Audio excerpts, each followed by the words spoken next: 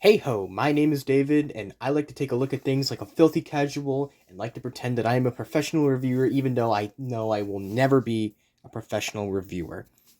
And today, we'll be taking a look at the Transformers Legacy Velocitron Speedia 500 Collection Diaclone Universe Burnout.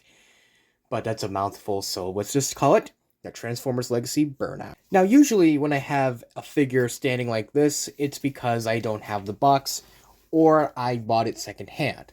Well, this is one of those instances where I had the box, but this came way before I decided to start doing reviews, so I threw that box away without even realizing, it could be important. So whenever you see a figure displayed like this, and I don't explain where the box went, it's because I bought it secondhand. Now, as for where I got this figure, I just got it at Walmart because it is a Walmart exclusive. Thing is, though, I couldn't find a listing on Walmart's website, so I'm going to use a Hasbro Pulse listing.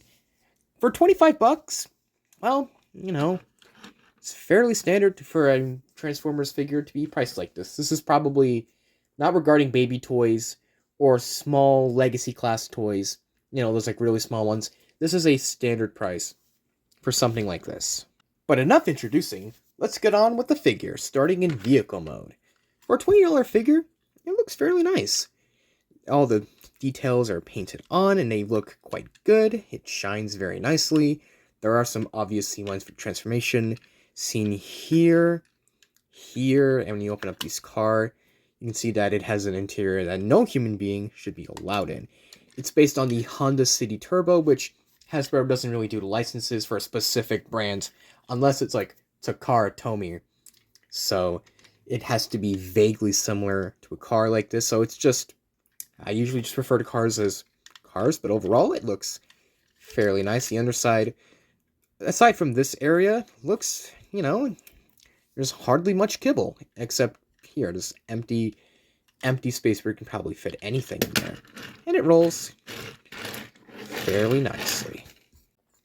And as for the accessories, you get a twin electron blaster, a liquid nitrogen rifle, and a blue energon axe, which also doubles as a gun. Now, they attach to these little pegs here, these 5mm pegs. You can attach anyone that you want, but the main gimmick is that you can combine all these weapons. So you can have, the electron blaster and the liquid nitrogen blaster combine into whatever this amalgamation is. Not canon, so let's just disassemble that real quick. But the main one you want to combine is that you take this little peg, you put it in here, like so, and then you take the energon axe, make it that into the energon gun, and you get whatever this is, and you can still put it on any of the peg holes. There it is on there, and here it is on the side of the car, and the other side of the car. One thing I will note, if you do decide to put one of these up here, be careful when you remove it, because if you move it too hard, you can open up a little hood up here, so you want to be sure you hold that section down if you really, really care about keeping that intact. As for size comparisons, we have Transformers the Movie Studio Series Cup, Lucas Super Smash Bros. 4 Amiibo, Sword Slicin' Leonardo, SDBB RX-78-2, the anime color version, NECA Usagi Yojimbo, NECA TMNT Raphael from the Turtles in the Skies line, Transformers RED Optimus Primal, and finally, Transformers RED Shockwave. That is not bouncing correctly, but hey, what you gonna do? And that's about it for the vehicle mode, so let's expose this robot in disguise. And by that, I mean, let's just get this thing into robot mode. Here we go! Alright, let me show you how to do it. So firstly, you want to get these wheels here. You want to flip them forward like that. Then you want to open the car doors, and then open this, it should open pretty easily. And fold. Well, you want to get it open like that. Next, you can separate the legs here, but you don't really need to do that.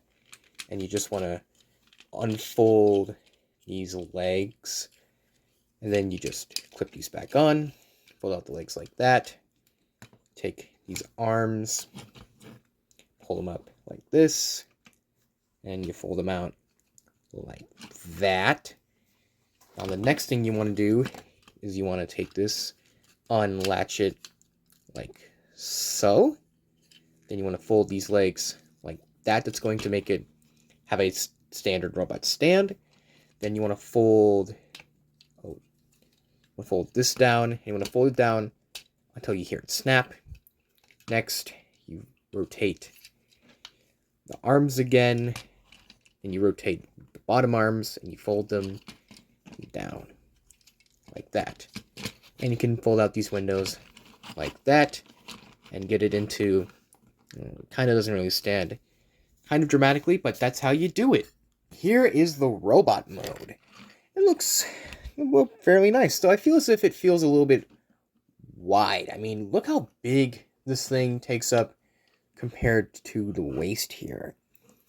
But otherwise, it looks pretty fine. Now, I'm no Jobby the Hong, but I guess I'll talk about the back for a little bit. It's, fairly fine for what it is. I understand why it's kind of like that. The legs, it can hold up fairly well, but you can't do something like this. That just looks a little ridiculous. So it has to be just kind of standing here like this. And for size comparisons again with the robot mode, here's Studio Series Cup again, Transformers RED Shockwave, NECA Usagi Yojimbo, kind of tumbled a bit earlier. Oh, good, it doesn't fall down.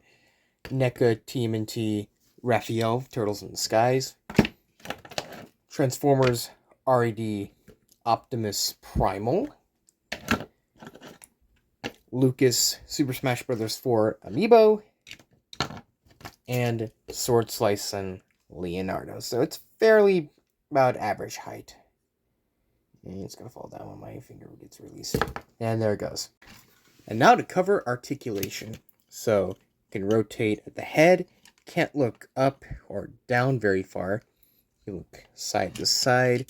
Waist swivel. Get a full waist swivel there. There's the lateral movement at the arms. It's absurdly good from the other figures I have. And you can even raise them even more. That's crazy. Swivel here. Bend there. Fairly simple. I think there is a hand rotation there. There's the kick to the front, kick to the back. Can move out that far, but not really. Swivel there. Bend there, also very basic. You can also get a reverse bend, which is for the transformation, but it doesn't count. And an ankle pivot. It's quite, it's pretty good for a figure like this. And you can pop these little wheels up again. So now I can enter the unofficial wear Heelys to escape your feelies mode, which is uncanon. And of course, it gets compatible with the weapons. Now this time you can not only insert it into the hands like this, but you can also insert it into this hole here. Not exactly sure why you can do that. It looks kind of awkward. But to close things out, let's create the ultimate weapon. So we just have to unplug this. Now we get into X mode. We plug it in like that. And like that. There we go. The ultimate Energon weapon. It's an axe and a gun. No Decepticon is safe now. For my final thoughts, it ain't half bad. It's fairly standard for any kind of beginner level Transformers figure, and it's not going to set the bank on fire like a Transformers masterpiece. So if you go to Walmart and you see this thing, you wouldn't hurt yourself getting it. And it also wouldn't hurt getting Skids, who is essentially the same thing. Can't wait for the masterpiece of this, though. I've got another masterpiece on the way, so stay tuned for that. And with that, the review is done. Farewell, and have yourself a good day. And if you'd rather have a craptastic day, then, well, you should have a good one. Alright? See you later.